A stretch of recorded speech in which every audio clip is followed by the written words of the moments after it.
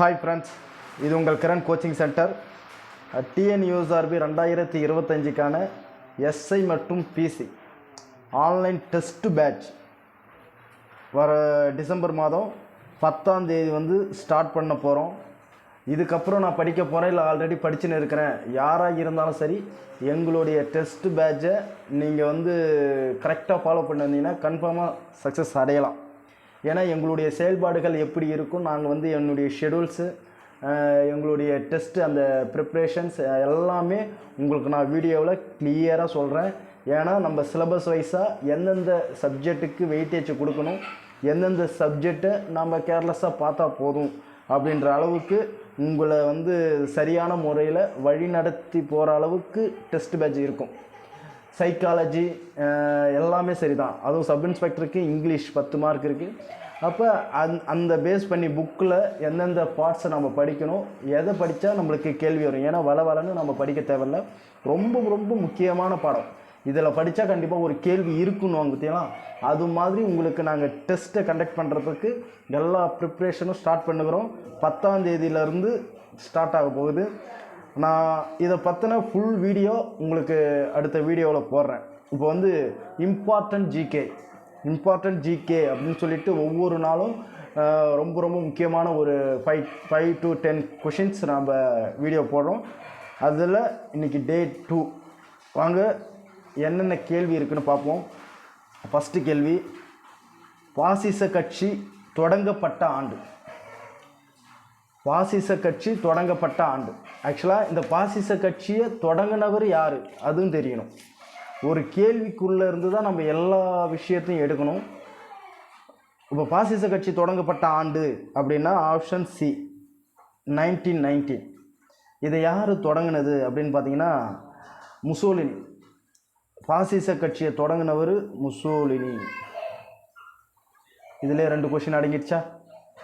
Okay, next question. 2ஆம் Duce எனும் பட்டத்தை சூட்டி கொண்டவர் யார்? 2ஆம் டியூஸ் எனும் பட்டத்தை சூட்டி கொண்டவர் யார்? இதுக்கும் ஆன்சர் முசோலினி. 2ஆம் டியூஸ் அப்படின்னு 1926 அவர் அந்த பட்டத்தை சூட்டிக்குவார். 1926 2ஆம் டியூஸ் அப்படின்னு. 2ஆம் டியூஸ்னால் ஒன்றும் கிடையாது, இதுக்கு பொருள் தலைவர் அப்படின்னு அர்த்தம்.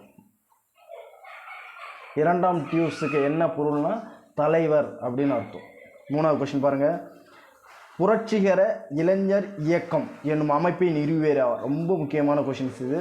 புரட்சிகர இளைஞர் இயக்கம் என்னும் அமைப்பை நிறுவியவர் யார்?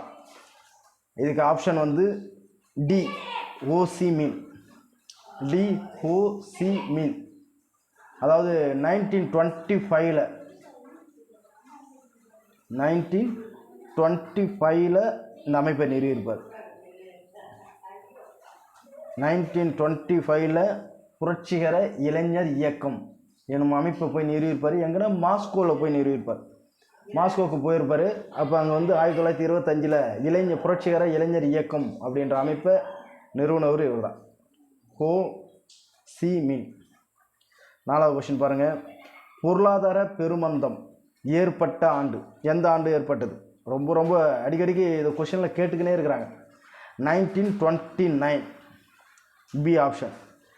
பொருளாதார பெருமந்தம் எங்கே நடந்துச்சுன்னா அமெரிக்காவில். அந்த அமெரிக்காவில் ஏற்பட்டது தான் பொருளாதார பெருமந்தம். 1929 ஏற்பட்டது தான் பொருளாதார பெருமந்தம். 5வது கொஸ்டின் பாருங்கள். கூற்று கொடுத்துருக்குறாங்க. 1935 இந்திய அரசு சட்டம். ஓகே. கூற்று 2 பாருங்கள். இந்தியாவில் நேரடி தேர்தலை அறிமுகம் செய்தது. கூற்று 2ம் சரி, கூற்று 2ம் தவறு. இதுக்கு என்ன ஆன்சரு? 1935 இந்திய அரசு சட்டம் தான் இந்தியாவில் நேரடி தேர்தலை அறிமுகம் செய்தது. 2மே சரி. Option A. அப்போ எப்போ நேரடி தேர்தல் நடைபெற்றுச்சுன்னா 1935 இந்திய அரசு சட்டம் கொண்டு 1937 நேரடி தேர்தல் கொண்டு வந்தாங்க. தென்னாப்பிரிக்க ஒன்றியம் உதயமான ஆண்டு.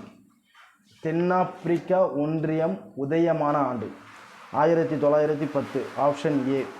தென்னாப்பிரிக்கா ஒன்றியம் உதயமான ஆண்டு 1910. Option A. 7 பாருங்கள். அண்டை நாட்டுடன் நட்புறவு எனும் கொள்கையை கடைபிடித்த அமெரிக்க குடியரசுத் தலைவர் யார்? Option A Roosevelt. இதெல்லாம் ரொம்ப ரொம்ப முக்கியமான கொஷின். அண்டை நாட்டுடன் நட்புறவு கொள்கை எனும் கொள்கையை கடைபிடித்த அமெரிக்க குடியரசுத் தலைவர் யார்னா ஆப்ஷன் ஏ ரூஸ்வெல்ட். 8 பாருங்க, மெயின் கேம்ப் எனும் நூலின் ஆசிரியர் யார்? அடிக்கடி கேட்டுக்கிறாங்க இந்த கொஷினை. அதுவும் டிஎன்யூஎஸ்ஆர்பியை பொறுத்த வரைக்கும் மெயின் கேம்ப் எனும் நூலின் ஆசிரியர் யாருன்னா Hitler. Option B, Mein Kampf எனும் நூலின் ஆசிரியர் யாருன்னா ஹிட்லர். ஓகே, இன்றைக்கி 8 கொஷின்ஸ் தான் ரொம்ப பார்க்க முடிஞ்சிச்சு. இந்த 8 கொஷின்ஸுமே ரொம்ப முக்கியமான கொஷின்ஸ். இது கண்டிப்பாக தெரியும். படிக்கிற நீங்கள் ஒரு லெசன் இப்போ 10th செகண்ட் லெசன் இது.